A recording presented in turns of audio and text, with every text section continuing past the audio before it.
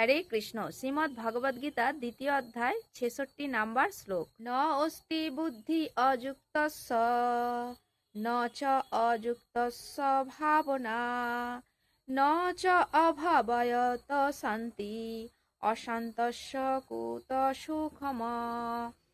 অনুবাদ: যে ব্যক্তি কৃষ্ণ ভাবনায় যুক্ত নয় তার চিত্ত সংযত নয়, তাই তার পারমার্থিক বুদ্ধি থাকতে পারে না। যার অভাববশত শান্তি লাভের কোনো সম্ভাবনা থাকে না, আর শান্তি ব্যতি রেখে কিভাবে সুখ লাভ করা যেতে পারে। তাৎপর্য: কৃষ্ণ ভাবনাময় না হতে পারলে শান্তি লাভ করা কোনো মতেই সম্ভব নয়।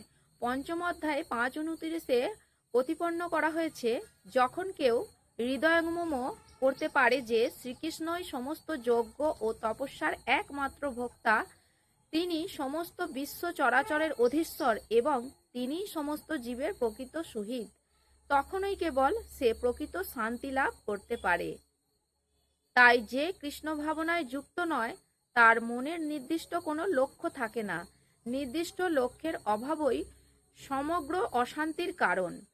আর কেউ যখন নিশ্চিতভাবে বুঝতে পারে যে শ্রীকৃষ্ণই পরম ভোক্তা, অধীশ্বর ও সর্বভূতের পরম সহিত, তখন তার চিত্ত স্থির হয় এবং তার ফলে সে প্রকৃত শান্তি লাভ করে। তাই শ্রীকৃষ্ণের সঙ্গে সম্বন্ধ রহিত হয়ে যে জীবন অতিবাহিত করে, সে যতই বাহ্যিকভাবে শান্তি ও পারমার্থিক প্রগতি দেখাবার চেষ্টা করুক না কেন, সে সর্বদাই দুঃখ দুর্দশায় পীড়িত ও অশান্ত।